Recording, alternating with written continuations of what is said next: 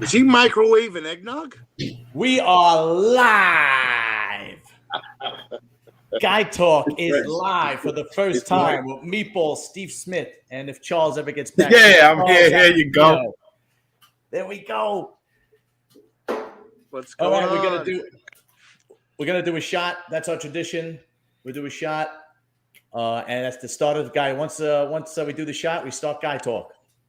All right. Here goes my shot. Cheers.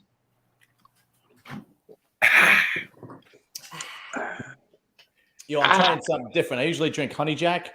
What's that? I love Honey Jack. I saw this shit. This was Wild Turkey American Honey. How is it? It's not bad. It was like $10 cheaper than Honey Jack. Yeah. And I'm like, let me give it a shot.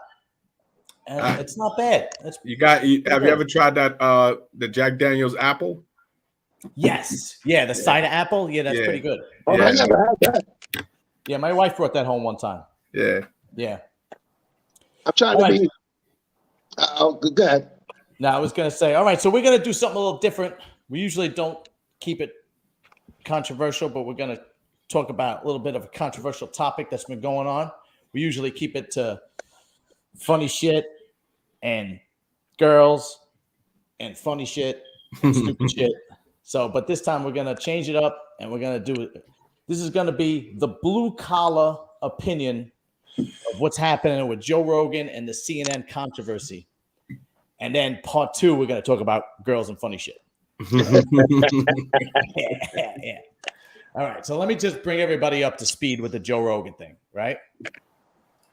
So basically, Joe Rogan, it started like a few months ago. So Dr. Sanjay Gupta, which is the CNN doctor, came on Joe Rogan, and they talked about this drug that Joe Rogan was taking because he had gotten COVID.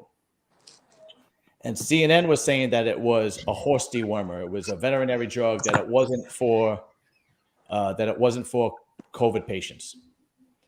But it was prescribed to him by a doctor plus several other drugs to kill the virus. So Dr. Sanjay Gupta goes on there, and Joe Rogan puts him under the fire, holds his feet to the fire, and he basically says, CNN lied and said that this was not prescribable to humans, that it's a veterinary drug, that it's a horse dewormer. And he actually said that the inventor of this drug won a Nobel Prize in 2015. The name of the drug is ivermectin. And the drug has been known to stop viral replication, basically in millions and millions and millions of people around the world. And then Dr. Sanjay Gupta actually agreed with him, right? So that was the first thing, right? The second thing was when Neil Young decided he was going to pull his music off Spotify. So Neil Young is this guy who was like a musician in the 70s. Not that anybody gives a shit about Neil Young anymore. He was the guy that was the guy that sang. What did he sing? I forgot the name of the popular song he sang. That was like a number 1 hit in like the 70s. It was "Keep on Rocking in the Free World." That's the song. Okay. Right? Anyway, basically it turns out that he can't pull it, that he sold like a majority of the rights to Spotify, so he really can't pull it. But anyway, what had happened was Joe Rogan had on 2 separate episodes with 2 different doctors. One doctor was Dr. Peter McCullough, who was a cardiologist, and he was the most published physician in his field in history. And then he had on a guy named Dr. Robert Malone, who owns 9 patents on the creation of mRNA vaccine technology. And they were giving their opinions on how to deal with the pandemic.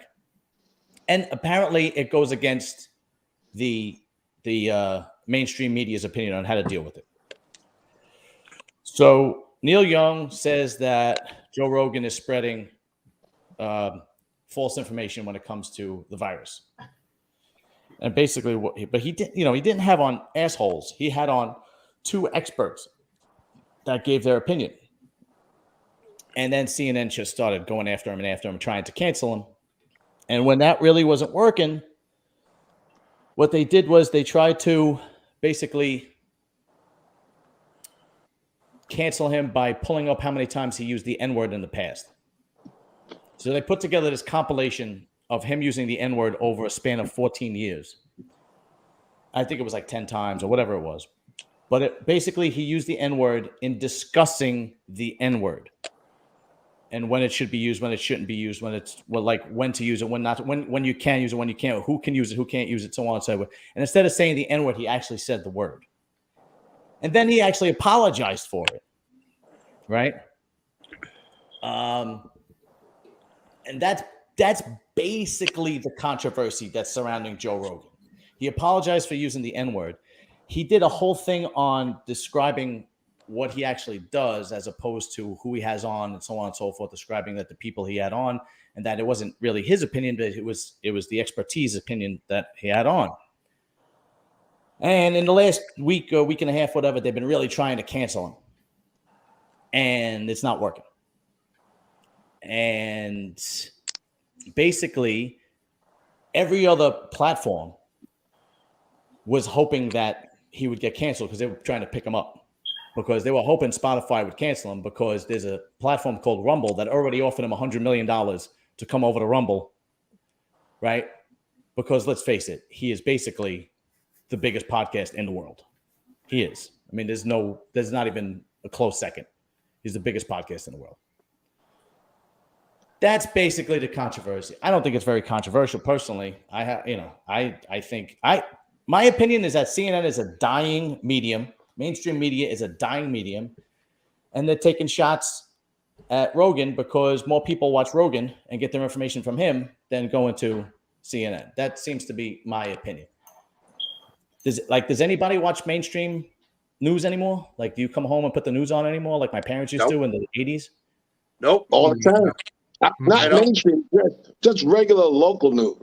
Oh, yeah. Like New York One or something you watch? No, like ABC. Oh, yeah. Okay, so you're one of the last.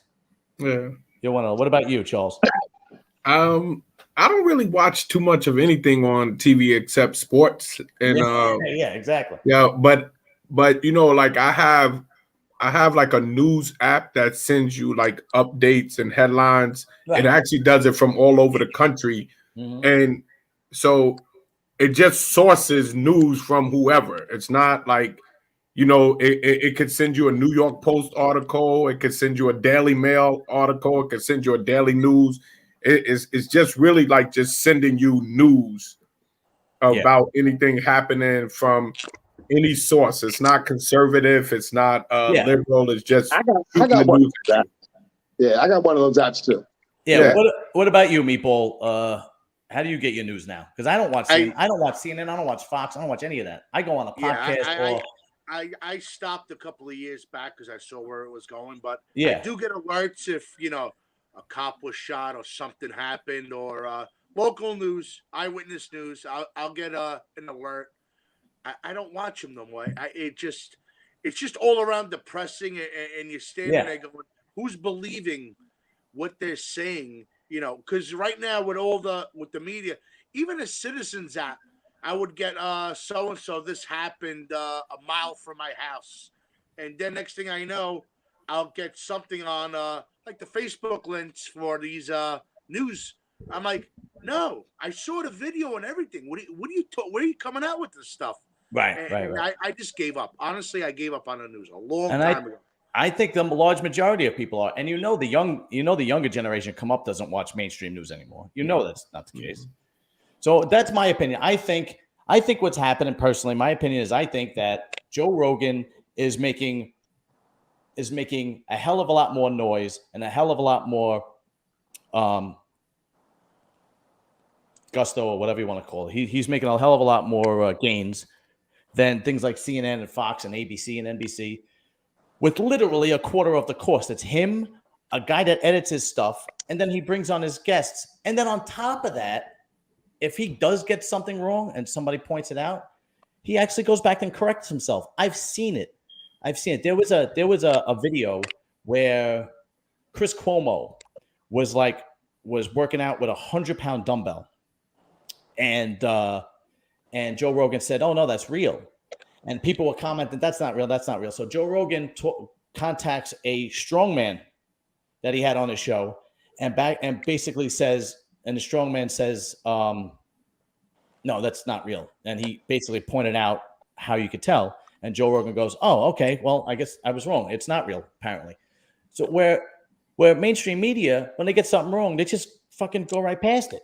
Like, like they never said it. And I think people are getting sick of it, honestly. I think people are getting sick of it. I think people are getting sick of cancel culture and the political correctness. I think they're just fucking sick of it. I got one thing to say about Joe Rogan and his whole motive and platform and everything, right? Can you guys see that? This is Dominic from work. No, okay. No. So here's the thing. Like, okay, everything snowballed from one extreme to the next. Right. Like when you first started talking about his whole situation, you mentioned the CNN and the doctors that Joe Rogan spoke to, the experts and all this stuff, right? And then when CNN saw that, that was like falling on deaf ears, they said, well, there's another way for us to get rid of Joe Rogan. We'll just say, let's talk about this now. We're using the N-word, right? So anything to discredit Joe Rogan, right? Because that's what it seems like to me, yeah. So, but here's the thing. Certain things you say, you can never take back. Right. And I don't give a damn how much you apologize, because what you say, what comes out of your mouth comes from your heart. Especially when you're a public figure, yeah. Right. So if you start to say things with reference to him using the N-word, and like you said, we're saying the N-word, but you know what the word he said, right? Yeah. You're not saying that shit to just get publicity and get ratings and because you're blowing up. You're saying that shit maybe for that reason as well, but because that's what you really feel. No, but when he was using the N-word, the context he was using it in was basically talking about who should be able to say the N-word and who shouldn't. Yeah. But instead of saying N-word, he said the actual word. Oh, okay. Yeah, that's what makes it like, that's what makes it such a slippery slope, so to speak, because that's like I didn't even know. You see, or I text you and was like, man, I don't even really know what's going on with Joe Rogan. Right. But I knew it was some controversy there, but see, that's the catch with it, because it's like certain things are no longer put into context, because I mean, obviously because of how derogatory the word is, but right. But it's also has to have context to it. It's like you're and it's like almost like you're teaching about it, but not able to speak about it. You know what I'm saying? Like it's like I would have to really hear the context that it was in. You know what I mean? That to really see how I would view it. You know what I mean? Right. Well, there was this one time. I'll be honest with you. Sometimes when I'm in the gym, and this happened to me a couple of times. It happened to me twice, but the second time I caught myself. I have my buds in my ear. Yeah, I have my buds in my ear, right? And I'm working out. And a lot of times when I'm in the zone and working out, I'm like in the zone. And I listen to hard rock, techno music, and I listen to hardcore rap music, especially when we were growing up, right? So I was listening to Roy Jones, like back in the day. He made a CD, and he made this like one song that's a good workout song, and I think it was "You Almost Forgot." I forgot the name of the title, whatever. But he drops the N-bomb several times in it, and a lot of times I'm singing the song while I'm working out, right? Because those buds, like you can't hear shit when those are in your ears. Those Apple buds, you can't hear nothing. So I'm working out. I'm on this machine. I'm doing biceps, and I'm like singing the song, and wow, it just comes out. And I turn to my right, and there's two black kids working out right next to me, and I was like, oh damn.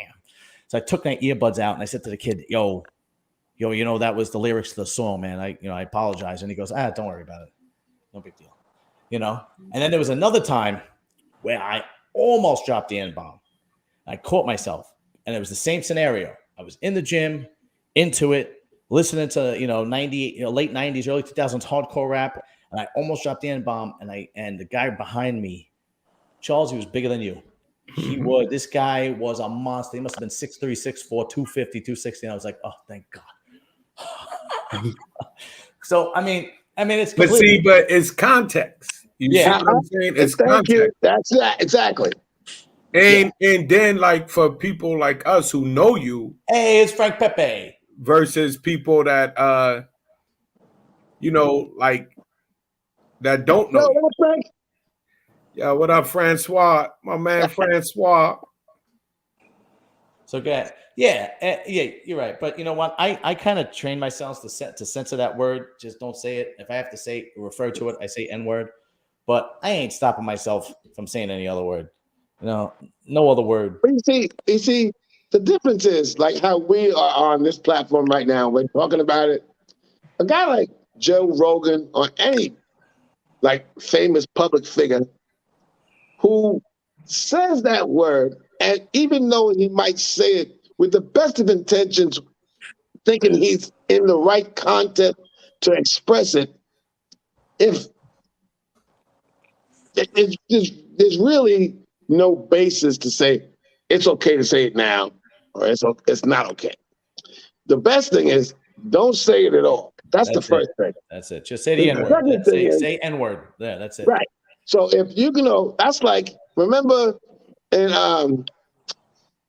what was it, the Dave Chappelle when the gas station and the 4 white boys pull up and they were playing rap music. Oh, and yeah. The dude, I don't know, I can't remember exactly how it went down, but he was the blind KKK guy and he was black. Yeah, he said Ron Grinsby. He said the N-word. What was it, Meatball? Grinsby? Ron something. Clayton Bigsby. That's it, Clayton Bigsby. Yeah, that's right. So he said, and when he said that, right? They go, the white boys go, he called us the N-word, right? And like it's like they were proud of that because they were trying to portray a certain culture, a certain image, right? And it's sad to say, to tell you the truth, that word is associated with a culture, and that's where mainstream gets it twisted because that's what they think. It's this is a culture. So like, I got to step away. Give me a second, guys. Okay, keep going. So like how rap came into mainstream and became the culture, they're associating it with that, playing rap music, thinking it's okay to say that word. And it's not. And it doesn't even make it okay. I'm not going to sit here and say, well, white people can't say it, but black people can. If you dig deeper into it and you say, well, amongst black people, it was part of a culture, so to speak, for lack of a better word, to be able to express ourselves amongst each other using that word. So then when it goes beyond that, outside of our culture, and other people think it's okay because we say it, it's okay for them to say it. Right. They're like, why are you getting mad at me? You guys called each other that word all the time. Yeah, so there's a double standard. Big deal. There's a double standard in everything. White people can't say it. That's it. But Exactly. You know what bothers me the most though is when Spanish people say it. Like, why do they get to say it? That's bullshit. He does make a get out of jail free card or something. Yeah.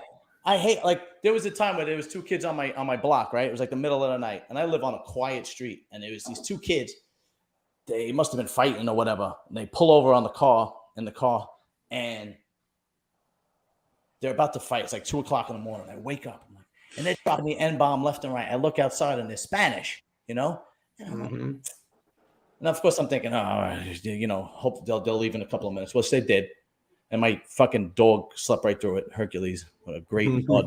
But anyway, I'm like, why the fuck do Spanish people get to say it? They shouldn't be able to get to say it. And it's not like I'm like offended. I'm just kind of jealous. Like, why the fuck do you get to say it? Yeah, I mean, I just think the way that they view it because I don't think what it is like it's never been associated with Spanish people. Right. That have like that type of racial connotation or derogatory connotation as it once was associated with like white people. You know what I'm saying? Right. Like Spanish people just used it as part of their vernacular, like how we have, So does that mean that it's okay for Chinese people and Indian people to use it then? No. Exactly. No, not at all. Yeah. But I don't think black people relate to. It's also a relatability issue. You know what I'm saying? Because I think a lot of black people relate to, the Puerto Rican. Basically coming up before the Dominican became very popular. You had the Puerto Ricans, right? We got Charles and we got Steve, right? 2 go down the checklist. American, New York, black guys. Let's set the rules right now. I think the rule should be only black people can say the N-word. Not the Indians, not the Chinese, not the Filipinos, not the Dominicans, nobody else but the black people. So if you guys say it, then it's golden. So I think you should say the rule. Well, I'll tell you what. There's a lot of black people that think black people shouldn't be saying it. That's right. That's right. If it's such a bad word, honestly, so why accept it in music and in culture? And we've known in the past it's a problem. So why promote it? Because it is racist. It is wrong in our eyes as a white guy. Yeah. But as a black man or woman or whatever, if it is, people are offended. Some people from the streets are not, but why don't we just start banning the word? Just listen. Listen, I'm yeah. There's a lot of people that that's like saying if you. Well, how come? All right, we don't use that word no more. Guinea, zip, wop. Those words disappeared. But nothing has the extreme stuff back in the day, but nobody says it. No word, no. Still say the N-word. Yeah, the N-word. No other word has the weight that the N-word has. Thank you. No other word has the weight there. But I'm fine with it being a double standard, as long as it's a strict double standard. So what I mean by that is only black people could say it. Fine. That means nobody else could say it. I get mad when I fucking hear a Dominican guy or a Puerto Rican guy or an Indian guy saying it. I'm cool with the double standard. Because you want to know like a double standard. You ever heard somebody say, "Oh, you the coolest chink I ever met"? Like, you know what I mean? Nobody says that shit. You the coolest motherfucking or fucking whatever. Like, nobody uses those derogatory connotations towards any other race. Like the N-word is that shit tops the chart. But I don't think that everybody wants to say that shit to act like they're down or like, oh, I can relate or some bullshit like that to give some kind of fucking distorted excuse as to why they think it's okay for them to say that shit. And I'm like, what did you just say? Yeah. I'm not taking that shit lightly. I'm like, this motherfucker. Yeah, but you know what though? All of those other words never really managed to work themselves out of a realm of being derogatory, racial, and stuff like that. You know what I'm saying? Like when you look at all the derogatory words they called Italians and Spanish and all of those never really became like household words that they called each other or that society did the way it didn't make its way into the everyday culture of just being an acceptable, usable word. You know what I mean? So that's kind of like the difference in it. It's like it's in one sense, it's like a double-edged sword because you desensitized it like what Meatball said, we've kind of desensitized it amongst ourselves in the race. The music and different thing. I mean, the reality is, the white kids is listening to the hip hop as much as the thing. So it's all in the music. Is literally in the culture of America, except when, basically, with the exception of the Spanish, who like he said do get a pass. Maybe because we relate to them more, we relate to a certain type of struggle more. But basically, everyone else is barred from it. Well, I'll give you a perfect example, right? Spanish people should not get paid. Remember when they tried this shit? They said, "Oh, we'll just change the spelling. That will mean that if you say it the way you're supposed to spell it, it means a certain definition. But if we change the spelling, That just means that's the cool way I'm trying to relate to you. I don't mean it the other way. Yeah. You know what I mean? Because you changed the spelling, so now you're trying to give it two definitions. Yeah, if that's the But case, you're then I'm saying able the to. same word. If And that's you're the just case, saying it in a different accent or a different tone or a different spelling. The word is the word, and I don't give a fuck how you spell it or how you say it. You're saying the same goddamn word. Yeah, and you talk about the A versus the ER. If that's the case, Yeah, me like and Meatball would. A-C or E-R. Yeah, if that's the case, me and Meatball would be off the hook because we haven't pronounced the R in our entire lives. Yeah, I'm just saying. exactly. Yeah. So if it's like I said, if it's such a horrible word, you shouldn't profit off of it. You shouldn't bring it up. Let it go, just like all the other words. But it's accepted in society. So who did it? Whatever the rap songs are, the movies and all that. If it's such a horrible word, which we all agree it is, but people will still use it to profit. But that is accepted. Right. So what are we saying as society? Are we accepting a word? Or we're not. We're not. I mean, like I said, still making money. Yeah, still making money. It's a double standard. It is 100% double standard. But I'm okay with double standards because there's double standards in everything. Yeah.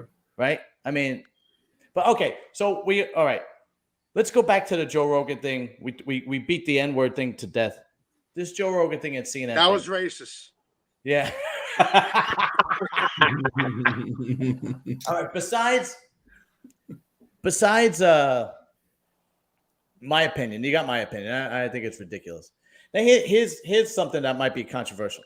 I don't think Joe Rogan should be canceled for the N-word. I don't think anybody should be canceled. Period. I don't think Whoopi Goldberg should have been suspended for 2 weeks for saying what she did about the Holocaust. Here's my opinion. If you don't like something, don't watch it. Yeah. Well, I agree with that. I agree with that. And it go even beyond not watching it. If you don't agree with something, just tune it out or turn it off. Like just tune it out. You don't have to. Like you said, don't watch it, which is pretty much the same thing. But at the same time, I mean, that person, whoever said whatever they said, is entitled to their opinion. Right. It's the land of free speech. Yeah. We can say what the fuck we want to say. That's right. But you're not robbing a person. But with all of that, there's still become consequences. And the thing you have to understand is, not saying that I'm in agreement with this whole cancel culture. I'm just saying that people aren't watching. Like, it's not as simple as just don't watch it. Because if the show was about Holocaust and you say, oh, I'm not going to watch it, then you're just not watching. But that's not really what the show's about. So if I'm watching The View and then they start talking about, child pornography, it's not like just like, yo, well, if you don't like it, don't watch it, because but you can't that's knock not really what somebody the for show their was opinion. about. Oh, say that. You can't knock somebody for their expressing their opinion, is all I'm saying. I understand what you mean, too. Nah, I mean, but hold on. You Joel, really say can't that hold again people accountable. What was that last part you said at the end? No, what I was saying is that if we're doing a show and we're talking about a specific subject and that this is what we're going to be talking about, if you're not interested in our opinions on this, then like you said, don't watch it.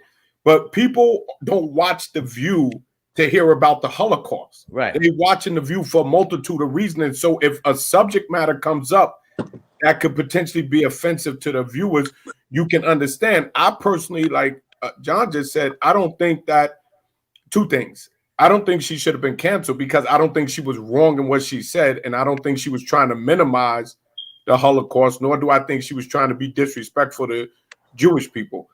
I also honestly believe that the powers that be didn't care about her using the Holocaust because this country has a history of anti-Semitic views. The words in there that caught her was white supremacy.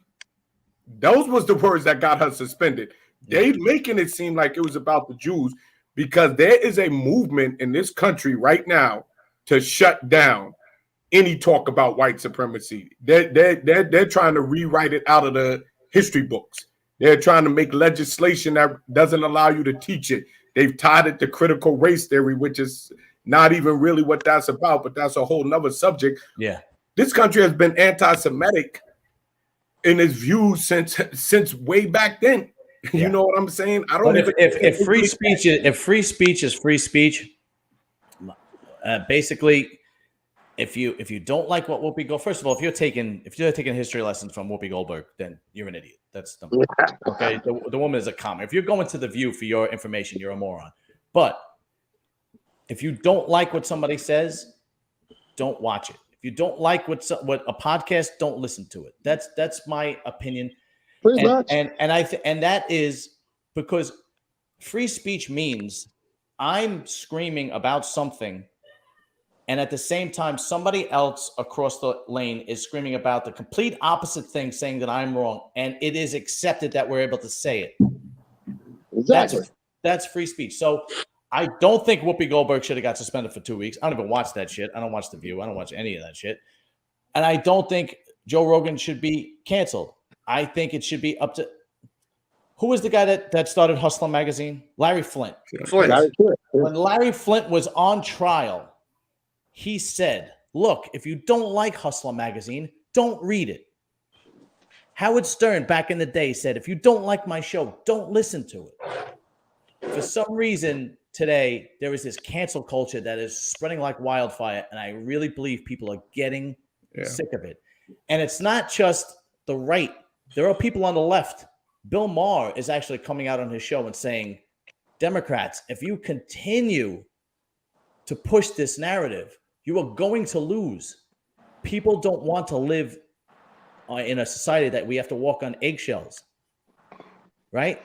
That's it. There are plenty of people I don't like in entertainment. I just don't watch their movies, or I don't listen to what they have to say. And that's how it should be. You don't like it? Next channel, especially now where there is a multitude of fucking TV channels and podcasts and YouTube channels and Netflix, and it's unbelievable. You know, it boils down to one thing, John. At least I think. Good. Controversy boosts ratings. That's true. That is very true. Yeah. Controversy. I mean, we're talking about it, right? We're talking about shit that's so boring that you know, if you tune into it, you're like, I don't want to look at this bullshit, you know. But give me some juicy, controversial shit, and I'm like, what? You know, at least you might tune in for a moment to get a glimpse of what they're saying, because that shit was some content that caught their attention. Right. It's controversy. Which is what I think CNN is trying to do. Boost ratings. Right. And which is what I think CNN is trying to do. CNN is a losing medium. It is their views are down like nobody's business. Nobody watches CNN anymore. My mother watches Fox News. She's 86 years old. That's who's watching Fox News. Okay. The younger generation is not watching it. And my opinion is they are doing everything they can. Instead of changing their format and trying to go in a different direction, they're basically just taking shots at people and causing controversy, so people are coming and well, I think that's like what you said earlier with just mainstream media. It's no longer a fact report, and that goes on both sides. I don't think that mainstream media is no longer as concerned with fact reporting or as they are concerned with. It's basically opinionated news that's being thrown off on you as well. This is factual, and it's just a matter of.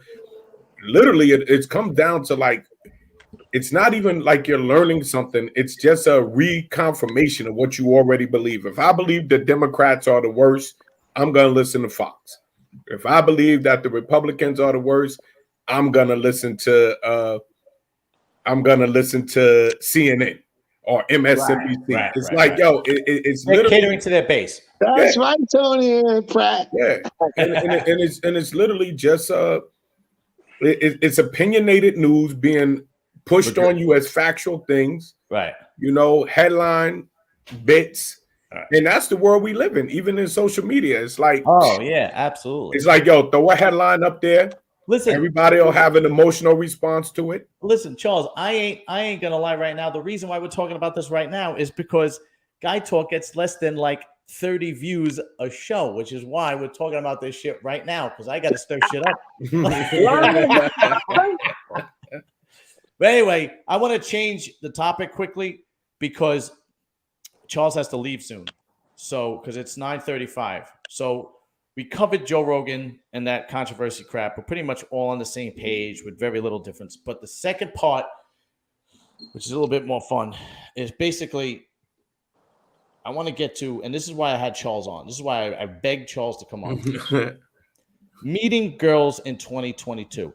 There are a lot of young guys that are lost and they don't know what to do to meet girls in 2022. There's social media and Fortnite, and they don't leave the house, and Netflix and all this crap, and they don't know what the hell is going on when it comes to women.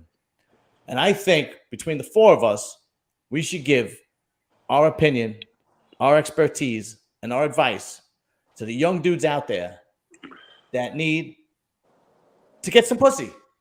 That's what I think. You know? And well, we can all weigh in on that shit right there. Right. And the first thing I'm going to tell you, any young guys that are watching this right now or going to watch the recorded version later on, the first thing I'm going to tell you is do not take advice from women about meeting women. That is the worst thing you could do. Do not take advice from women. They will send you down an avenue where the only thing that will happen is you will have your dick in your hand at the end of the night. That's it. All right, Charles, I'm going to give it to you. So you go. Go ahead. But what's the actual question? You saying what is what do I think is the problem with now? No, the best approach to meeting women. Well, I think for me as an older dude, I think conversation straight up, like I think with social media, I think people have lost their social skills, which is ironic because it's called social. Right. So this is why you see two people in the same room texting each other. You know what I mean? It's like I think it's still, to me, it's still an old-fashioned way. It's talking, it's conversation, man. Yeah. You know, that's what I think is the best. I think basically if you are, there's everybody goes on dating apps. The problem with here's the problem with dating apps. If you're not a good-looking dude, you're not going to do well on dating apps because it's just swipe left, or whatever it is, swipe right. If you don't appear like a good package, you're not going to do well in dating apps. Girls are going to go right by you. But we know that if you have a girl's attention and you're able to talk and relate and make them like you and make them laugh, then they're going to like you. So those regular dudes, if they don't have any like real social skills, which they need to develop, that's the only way they're gonna get anywhere. Yeah. And also they can't be a loser. They need to be able to have some kind of, if they're young, they need some kind of, they need to have some kind of like path in life where they're gonna do well. Some type of ambition. Well, listen, right. From a young dude, right? From a young dude's perspective, if you're a young dude, just now starting to get out in the dating world and feeling things out, to me, it's about trial and error. Exactly. Yes. Because you're going to try certain attempts to get to a specific type of woman, and that plays a part in it as well, the type of woman you're going for, right? But let's say you're going for the right woman who's really like the right woman for you, and you don't know that yet, but she is, right? And it's about trial and error because, you might approach her with a certain, you might approach her with a certain approach.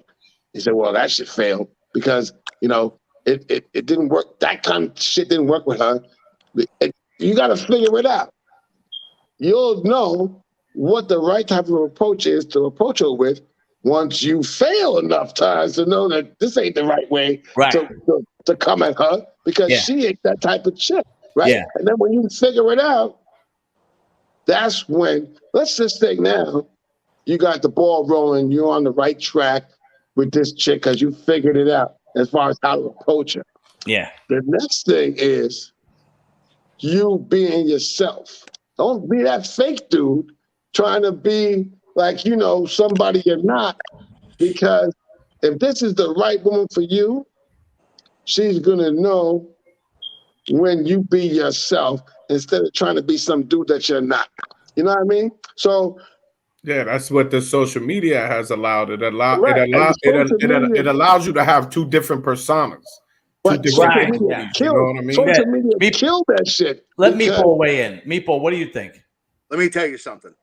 I got two daughters that are older, they're dating, and you know what? I always call it the alpha male. That guy that says, you know what? I feel safe with that guy. That's right. Oh, it has a job. If you're 24, 25 years old and still living with your mother, you need to reevaluate yourself. And you know, sometimes things happen. I understand that. And you got to be the alpha male. You got to be. If I'm gonna hold on to this guy's arm, I know I'm gonna be safe no matter where he is or she is. Yes, I agree. Gotta be respectful. Now, this is just talking about relationships, trying to find a fiance or a wife and all that. That's the route you go. Most males that I see as teenagers or in their young 20s, you could tell they're just lost puppies. Now, how this happened in society, that I don't know. Well, I'll tell you, I have strong opinions about that, Meatball, and I'll tell you how that happened. Personally, I think that a couple of things that are going on. Women aren't raised to be housewives and mothers and wives anymore. Basically, when you have what's happening with women is they're raised to be men. You're telling them, don't depend on a man, go out and get your own and get your education and go to work and so on and so forth. And with boys, what you're telling them is you're basically telling them that these women need to be put on a pedestal. Hey, John. So what I mean by that is let me rephrase. 50% of marriages end in divorce across the board, right? Some ethnicities are more, some ethnicities are less, but 50% are across the board. 95% of the time, when a divorce happens, the man loses custody. So primarily, they're being raised by 50% of kids are being raised by their mother, like 80% of the time, right? And 75% of teachers are women on top of that, right? So these boys are not being raised like men. They're not being raised hard. They're going to women for advice. And like I said before, if you go to women on advice on how to treat a woman, they're going to lead you down a path which is not going to be successful. They're going to tell you to treat a girl right, put her on a pedestal, take her out, treat her nice, make her feel like she's the only one available, make her feel like she's special, right? That's what they're going to tell you. And we all know from experience that is the fastest way to end up in the friend zone.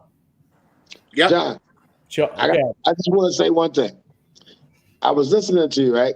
Yeah. And the one thing that made me like raise my eyebrows is when you said women were raised to be like men. Yeah. Independent would be a better no, word. wait, that statement was like, what? Because I understand where you were going with that. Right. But I think that's not how you should have put it. And I'm going to tell you why. Is because, yes, I agree with the concept of what you were saying. But when you said women, they should be raised to be like men, means, because there might be an absentee father or person in the equation that the woman now has to do it on her own because she has to play the mother role and the father role, right? Am I right? What I'm saying so far? What you're talking about? Because it is right, but the problem is women don't know how to play a father role. Well, that is true. That is true to a certain extent, but I do not want to discredit women in general by saying that, because there's a lot of successful young men that have come out of relationships where it was just the mother raising that child by herself. Right.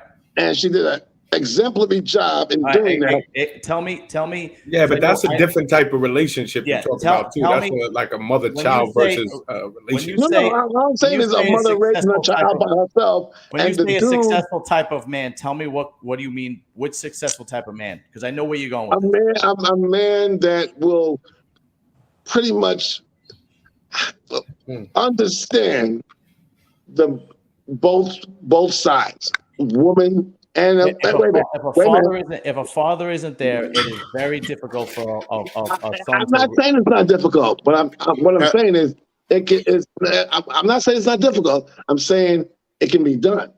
Like in other words, there are success stories where a woman can do it by herself. And not to say that that's the best way, because there's no other better way than to actually have the man in your life. Right. But all I'm saying is you can't discredit the whole theory altogether by saying like it can't be done unless there's a man around. Well, I'm speaking. Yeah, I'm speaking in general. I understand what you're saying, and there are exceptions to the rule, but I'm speaking generally. And when you're having a conversation about people in general, you have to speak generally. Of course, there are exceptions to the rule where, somebody like that. But let me throw some statistics out at you, Steve, and maybe you'll hear what I'm saying, because these are stats that you can easily look up and easily verify. Okay. John, can I say something prior to that? Yeah. Go ahead. Even growing up, yes, there was a lot of single moms out there that raised their sons. Literally nothing else to wait for. They still, when was the last time you saw an 18-year-old, a 14-year-old, 12-year-old fixing them? And but you need to put all of these. What are you doing with all this stuff? Charles is hold on, Meatball. Charles is like blending you out. Yeah. Hold on. Yeah. Yo, fellas. Yo. Hold on. Sorry about that. That's all right. Yo, I got to be to work by 11, man. I got to get ready to get up out of here and Dude, thanks a lot, man. I appreciate you coming on, bro. Yeah, I mean, I ain't really get a long time on here, but, next time, man, when I don't got to go to work. That's all right. I just appreciate you filling in. Thanks a lot, Charles. Thank you. All right. See y'all later, man. All right. Later. Peace out. Yes, sir. Yes, sir. Remove from. There you go. All right, Meatball. What were you saying? It's when we were growing up, right? Single mom, it doesn't matter. It doesn't matter. The man or the boy at the time always did boy stuff, played in the dirt, worked on his bike, simple little, he didn't, as they got older, started working on cars and stuff like that. They don't do that no more. No, they don't. Society said, don't get your hands dirty. Society said, don't get your hands dirty. And that person is a lowlife that uses their hands and their mind at the same time. Well, blue collar guys get no credit. But and also society also told men to embrace emotions too. Yes. Which is the number one turnoff to a woman. A woman doesn't like a guy who's emotional. That's what I mean by when you listen to women, they'll lead you down the wrong path. Women will tell you that embrace your emotions and make her feel like she's special and do all these great things for her and be emotional and to talk and discuss, right? But the truth of the matter is women don't respect men that don't kind of lead. And what I mean by lead is there's a problem, I'll take care of it. Alpha male. That's what I was saying. Wait, hold on. I got it. I have to disagree. Why? And I'm going to tell you why. Because I think a woman appreciates a man who's an alpha male type of dude who takes the lead, right? Mm-hmm. But and handles his business like a man. Right. Exactly. That's exactly what I'm saying. Like how he would do in any situation. That's my girl. That's my shorty. Right. I got you. Don't worry about nothing. Right.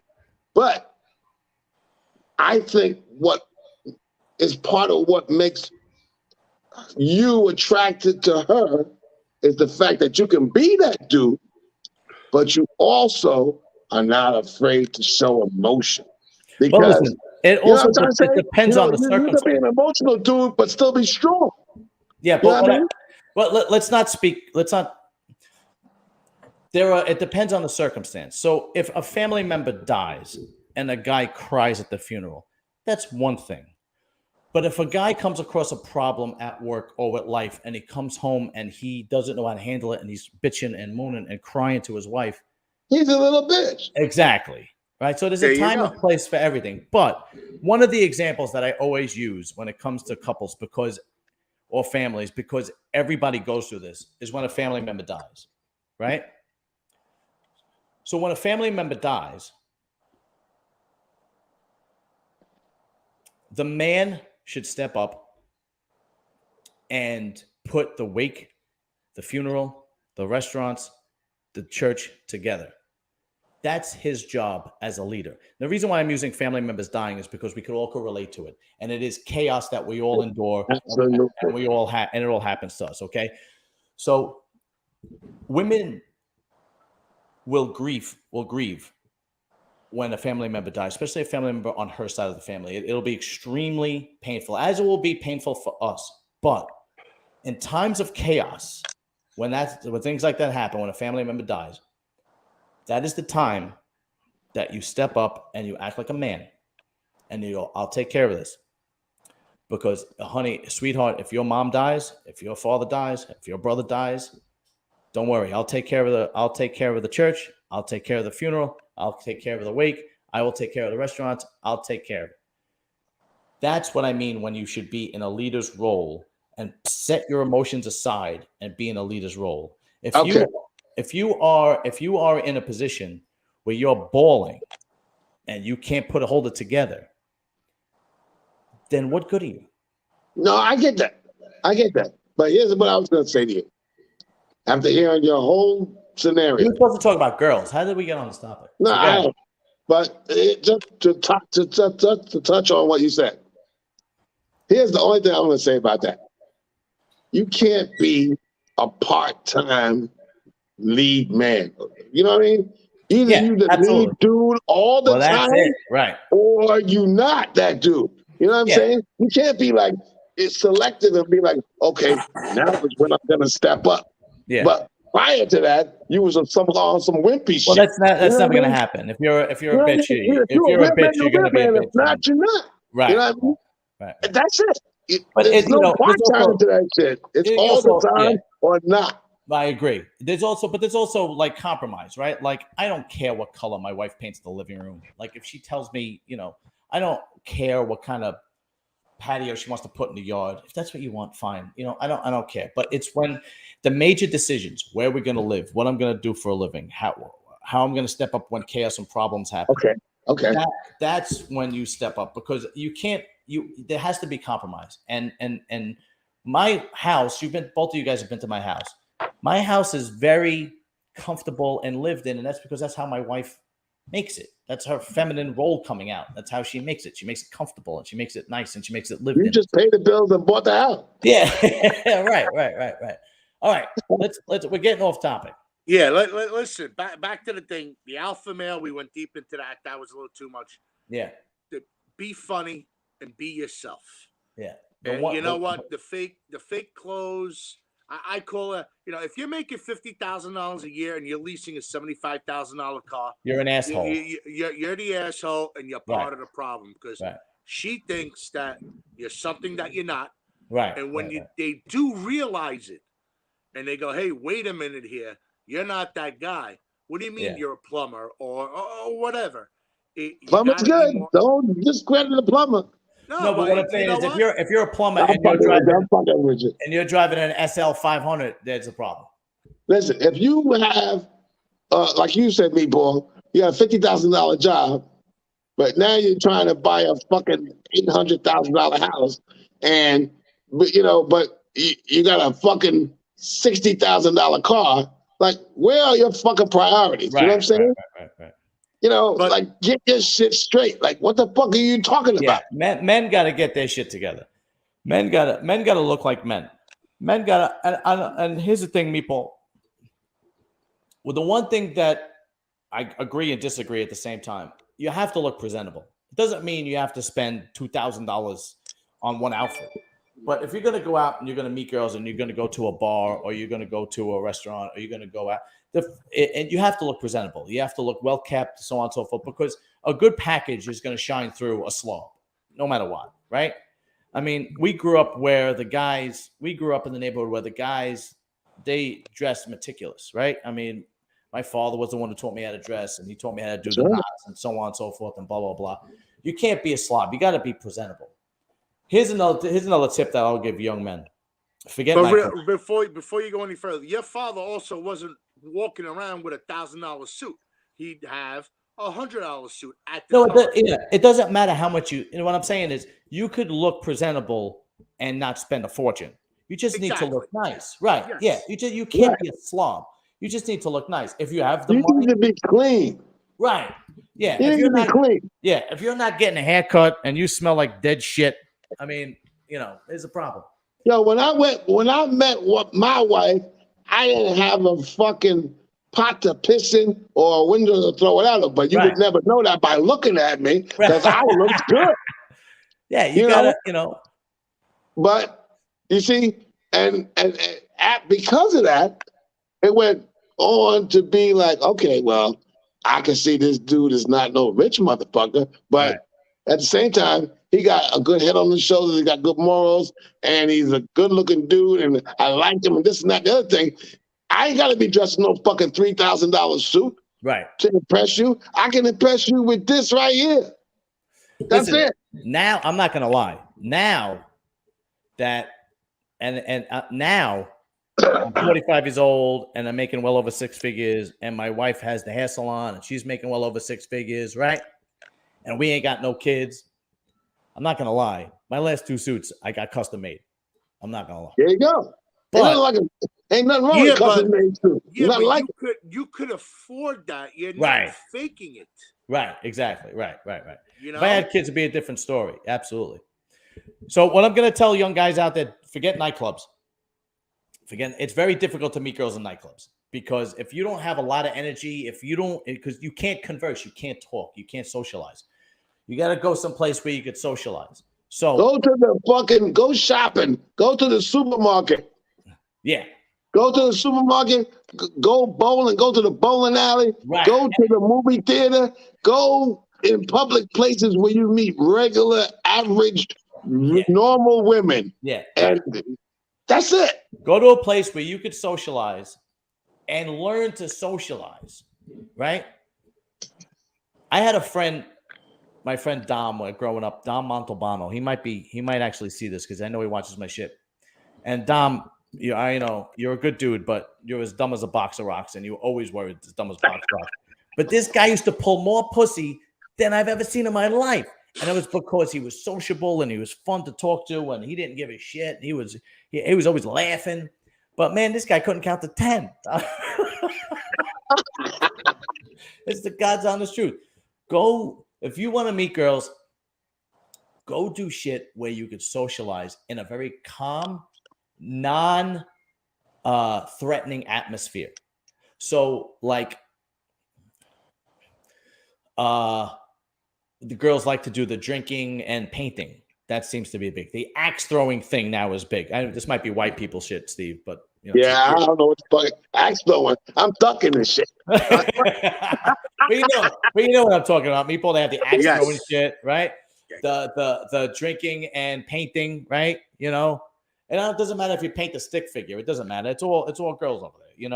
You got to go to a place where you're able to socialize. And if you can't socialize, you have to learn. So my friend Dom, this guy I talked about, we talked about Jimmy is saying POF. Yeah, dating sites are great. Dating sites are great if, like I said, you're a good looking dude and you come across, like you're a good, if you come across in a good package, like you're a good looking dude. That's right, Jim. Dating sites are great. But if you're not, if you're a regular average looking dude with an average body, average dude, or you ugly, or fat, you got to socialize. You got to learn. You got to get the gift of gab. Yep. So here's the thing. I shouldn't say if. When you meet the right woman for you, you're not even going to see that shit coming. It's going to be in a place where you least expected it. And, not that you was even looking for it. That's why I say, like you talked about clubs and this and that thing. You ain't got to go there when you meet the right woman, that's just gonna slap you in the face like a fucking ton of bricks, and it's Well, gonna come out of nowhere I'm not even because talking you're not about. even gonna see it coming. I'm not even And- talking about meeting the right woman, Steve. I'm talking about just hooking up. Well, if you're hooking up, well, Yeah, even hooking up, shit like that happens sporadically and randomly in any situation. You know, there ain't gotta be no specific place for that shit to happen. Is all I'm saying. You gotta be confident in the way you talk. They'll see right away if you're not. Like, you know, I was growing up, you know, I'm a big guy, this and that. I knew how to talk. And here's another thing. I'm gonna tell the young guys out there. Here's another thing. Don't always agree, but don't physically say you don't agree. So here's what I mean by that, right? You meet a girl. That's funny, John. You meet a girl. You're talking to her. She likes you. All this blah blah blah. You know, because when you talk to her, you're basically just gonna yes to the death and agree with everything she says. Yes to the death. Right? Yes to the death, so on and so forth. Right? Blah blah blah blah blah. Because girls communicate completely different. Like when men talk, we talk about the content and we talk about like things like this, and it means the content means stuff. When girls talk, they just talk to communicate. They just don't. They're like you know a motorboat. They just they just keep going, right? It's just that talking is basically a means of bonding for women. So anyway, what I mean by that is you go out with a girl, you take her out, or you even call her and you're having a good time. Don't call her anymore. That's right. And don't let me touch on what you said about the yes. If you're chasing that bitch, if you're chasing that girl, and you say, I'm gonna text you tomorrow, I'm gonna call you, and you keep calling her, what you're telling her is, you're my only option. There you go. Right? Yeah. And girls get turned off by that. Girls value guys that have options. So when you don't talk to a girl and she's not calling you or texting you, and you're chasing her, if you have to chase a bitch, and I mean chase, you are as good as dead. Let me tell you something. You know what somebody told me today? She said that when I like just kind of rejected her, like just fucking, what's the word I'm looking for? Just disregarded her. Yeah. Blew her off. She said that fucking hit her hard more than anything else because I wasn't blowing up her fucking phone. That's right. I said, yo, look, you got some kind of issue with me, whatever the fuck the case may be. All right, I'm moving the fuck on. I ain't thinking about you. I ain't losing no goddamn sleep. Right? But at the same time, she wanted me to be that dude to fucking blow up her phone and chase him and all this shit, and I didn't do that. Right. So that brought her closer to me because she's saying that I was not that dude that was sweating her like, oh, my life's gonna end if I don't call her. Get the fuck out of here. Life goes on. God damn it. If you ain't really trying to connect with me, you showing that. So therefore, I'm moving the fuck on. That's right. Which brings us to another point of being confident. That's right. Exactly. That's right. Steve was confident, and she goes, you know what? I got to get him. And that's right. Her. Right. But you know what? That is what brought me back to her. And see, I can be that dude that admits that shit. I can say, all that shit she went through, I put her through it, but I went back to her because I know she's a good chick. So I was like, all right, fuck it. You gotta know how to evaluate and balance the scale, bro. Yeah. You have to keep a girl's. You gotta remember, women are emotional. Everything they operate on is emotions. Everything. They could say what they want. Everything is emotions. Okay. So you have to, in order for her to keep a woman interested, you have to keep those emotions circulating. It has to be like a roller coaster, right? You have to be like, you have to make her think, what happened to that guy? We had a good time. He was talking to me. Now he doesn't want to talk to me anymore. He said he was going to talk to me, and I haven't heard from him. Let me text him. That's right, Jim. You already know, son. That's right. And her emotions, you have to keep her emotions going. Like, and I hate to say it, but it's even when you're married, if you have guy time, if you play cards on a Friday night, you go bowling on a Friday night, you shoot pool on a Friday night, you go hunting, whatever, twice a month, whatever the hell is that you do, don't stop doing that shit. I don't care what she says and bitches and complains. You just go, listen, the bills are paid, everything is cool. I'm going hunting. That's it. It's fucking duck season. I'm going hunting duck. John, look over my head. I got more rods up here than I Yeah, exactly. It's that you gotta keep, you can't. It's called a shit test. When a girl gives you a problem and you submit to it and you go, okay, sweetheart, I won't do that. When she wins, that is basically a deal where she is going to sooner or later lose respect for you. Wait a minute. Just I want to just comment on what you just said. Good. And I just want to say this. Sometimes a win for her is a win for you. Yeah, I get it. You follow me? Yeah. You follow me? Because she thinks she won, right? And yeah, she might have, because that's how you wanted it to play out. right. But it only benefits you because you allowed her to win, because it's going to benefit you in the long run. Sometimes you got to just know when to say, oh, okay, let me let her have this. Oh, you got to pick your battles. You know what I'm trying to say? You got to pick your fucking battle. You know what I mean? You got to pick your battles. There's no question about it. I got another one. This is going back old school. I don't know if it's still the same thing. Obviously, there's a group, someone that you like, whatever, and she has a group of girls. Always the fat, ugly one, or just ugly. Gotta be good friends with her. Because if she gets the okay that you're good, then she goes to her friend, the one that you want. So you know what? That's a good guy right there. There's truth about that. There's truth to that. Absolutely. If you're in a circle and everybody knows, everybody's cool with you being in that circle, the girl will accept you more. That's 100% true. Absolutely. But 100% true, because women like to know that the choices they make are acceptable to their group. Hey, Meatball, Yes, sir. I want to ask you a question. Go ahead. How do you feel about the fat, ugly one? Well, usually the fat, ugly one is usually the brains behind the whole thing. She runs the show. And if she says that you're no good, he's a bum, whatever, this and that, it's going to be hard to break that wall down. Right. And once you have that confidence, once you get it, you got to do whatever you got to do. Slip her a cheeseburger, fries, whatever you got to do. And you guys are laughing because you've all done this. Yeah. Why don't you just bend the fat, ugly one over and give her some and change her mind? No, because then no girl wants. Now we're going to get to that now. That's the psychopath. Because that one will never leave you alone. That's right. She'll That's torture right. you. That's because right. Now finally someone paid attention to her and you can't get rid of her. And but you paid attention to her for a certain reason. Right. And I'm gonna show this chick some attention, so maybe I can shut her the fuck up, and she stop interviewing. She'll stop interfering in my affairs. Let me tell you what. Throw her some shit. You know what I'm saying? Let me tell you what happens.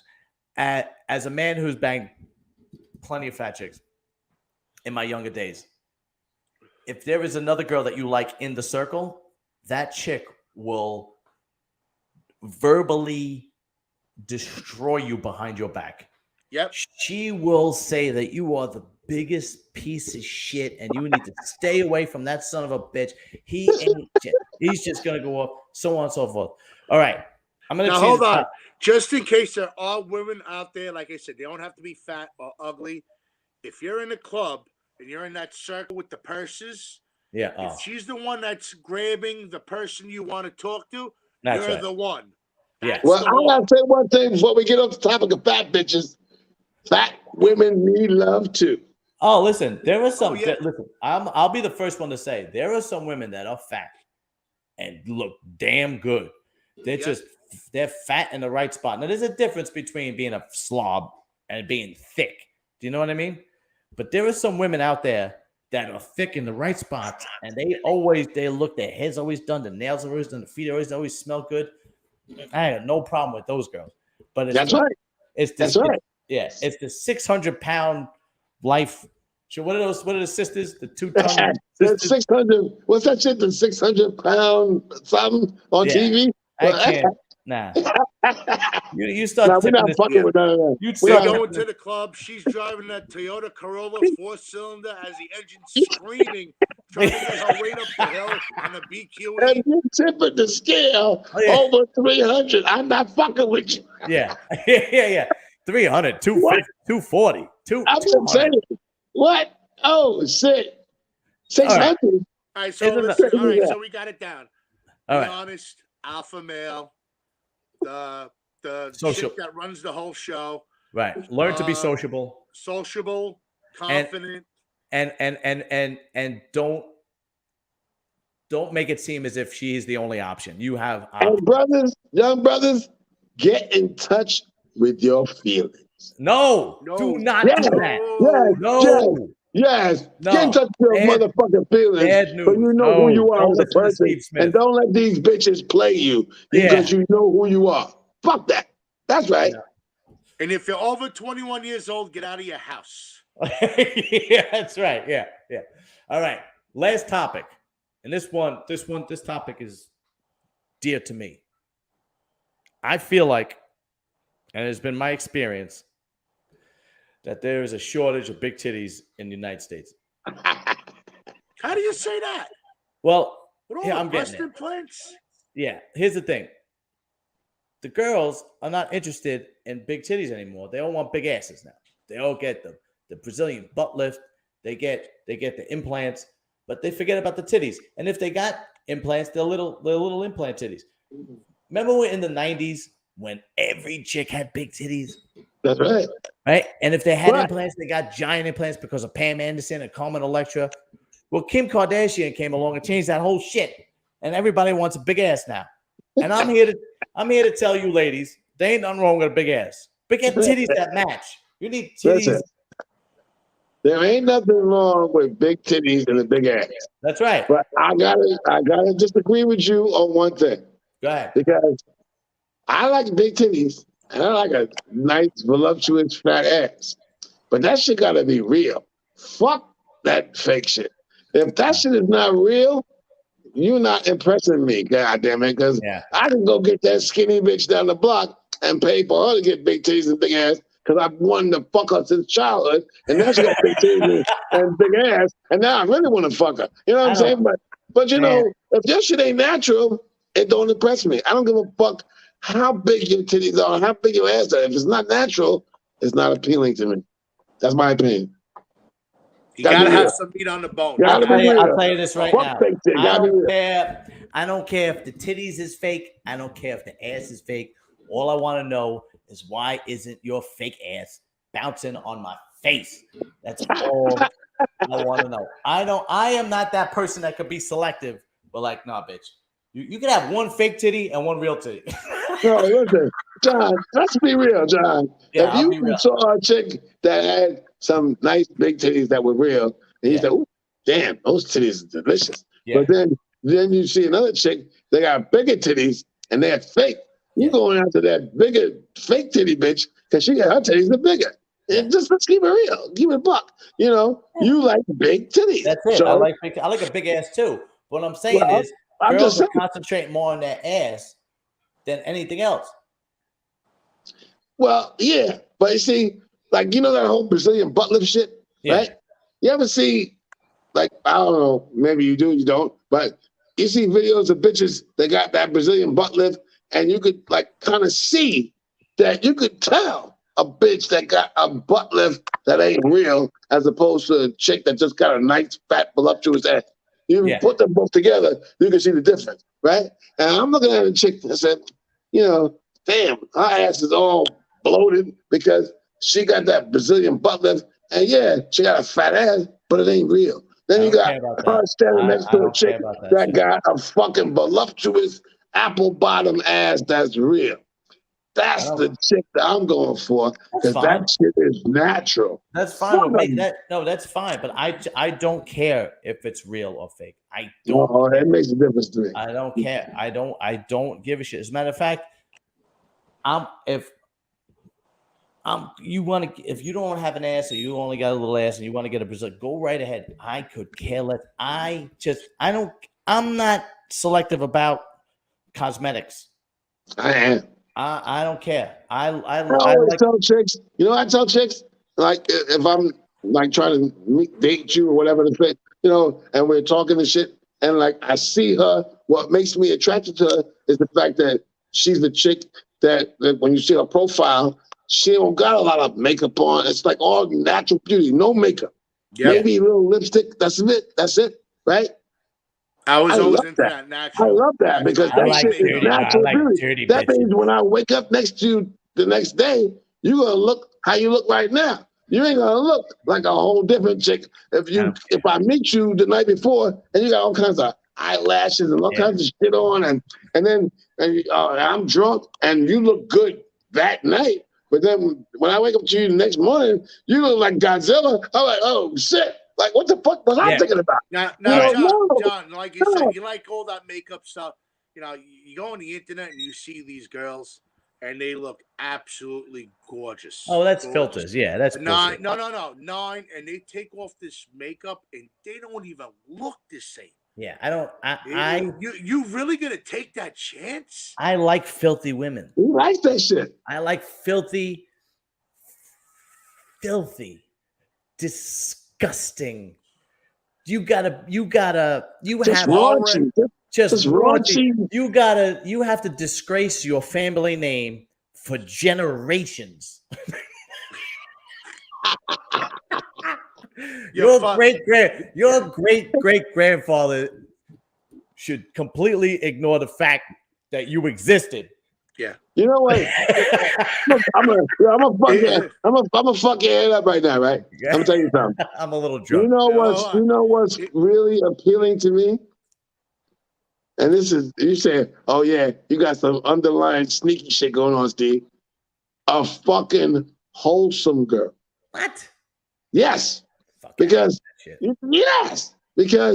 she is, I don't want to say, I have to say, she's inexperienced, but she's wholesome and she ain't got no kind of impurities that would make you think she's a slut or any of that kind of shit. She's just fucking wholesome. But at the same time, she's sexy because she looked good and all that kind of shit. But she's not a slut. She's fucking wholesome. That shit's attractive because you know why? Because she don't know any better. Steve, what are you going that's when the corruption of you comes. That's when the corruption comes out because you're like, oh my God, she's wholesome and pure, and she don't know any better. So I can fucking corrupt this bitch. Yo, Steve, I got a Hasidic Jew that's single. I'll throw that fucking yarmulke to the side and blow her fucking back out. You like hairy armpits and shit. Now that's wholesome. Oh no, that's nasty. That's a straight nasty. That's nasty. What you need to do is you need to go to Amish town in Pennsylvania and get yourself a wholesome chick. Yes. I have all those bitches over there making all kinds of furniture.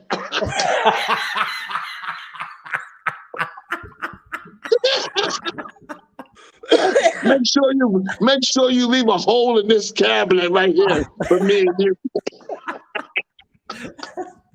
I don't know, man. I've always had a weakness for dirty girls, but I always knew that they were gonna be the death of me. So I always took them and then just threw them away. Kind of played because I knew dirty girls aren't the girl you marry. They're dirty. They're dirty bitches. But you know when I realized I didn't like big fake titties, right? I was at this club in Manhattan. What the fuck was the name of that club? I don't remember the name of it. It's some strip club on 59th Street and 7th Avenue or some shit. I can't remember the name of it, right? But we went there, right, after work. I was working in Manhattan, and we went there after work and, have some beers and, just watch some ass jiggle and shit, right? And this chick came up to me. We sitting right at the bar.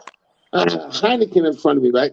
And this chick came up to me, and her titties were so fucking big that they, the veins were popping out and all kind of stuff. They were huge, right? And I said, and I didn't even know you then, John, because I was still in the plumbers local. I said, what the fuck am I supposed to do with those big ass titties? You want to start choosing people for a game? Like we're gonna play some basketball with them shits or something, or what? Like them shits was huge, right?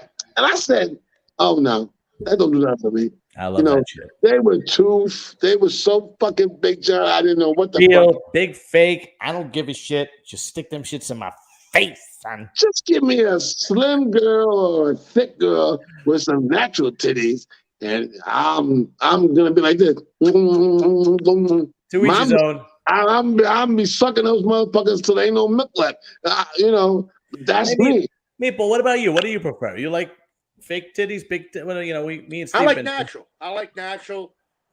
Very little makeup. I was always into that. I never. I like filth. I know. Well, you like that. It's back to like relationship wise, hanging out. You wanted natural beauty, but everybody wants a skank here and there. How do you not want a skank? Yeah. Some dish tray. You banged her, and then you wake up the next morning. You ask your mother. Where's the local doctor? You know what I mean? Yeah. That actually happened to me once. Yeah, take dad's insurance. I was asking your mother where the local doctor is. You're waking up and you're in your mom's house. What the fuck is going on, big boy? I'm still young. When you're 18. Yeah. That actually happened to me once. I was like in my early 20s and I was with this girl and I went straight to the doctor. Like that week, I made an appointment. I'm like, this bitch. Let me tell you something about this. Steve, I swear to God, true story. I'm not fucking kidding. Meet this girl. Okay, we're in a club. I was in my early 20s, right? How old was I? 21, 22, whatever. Yo, we hung out.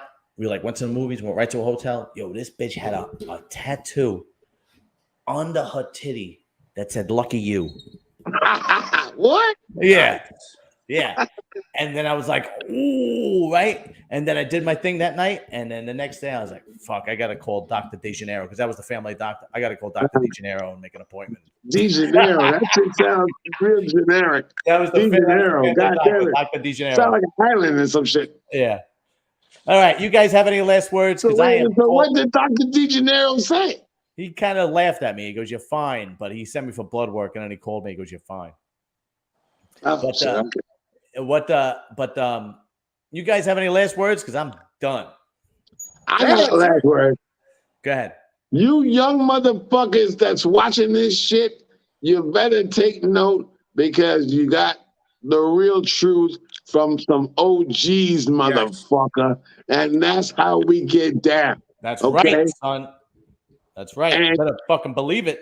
That's right, God damn it. Yep. And heed our words because it's the truth. That's and right. We are living proof to show it. So, God damn it, understand this is how we get down. That's right. What about you, Meatball? Any last words? That's how we do it. We say the truth. We're honest. No bullshit. And I'm toasting to that shit, son. That's right. That's right. We're old, handsome, and successful. Yes. And for you young chicks out there, I got some shit for you if you come my way. I'm blowing bitches' backs out on the regular. You're the only single one. Huh? I said you're the only single one. That's right. Yeah. Come and get it, bitches.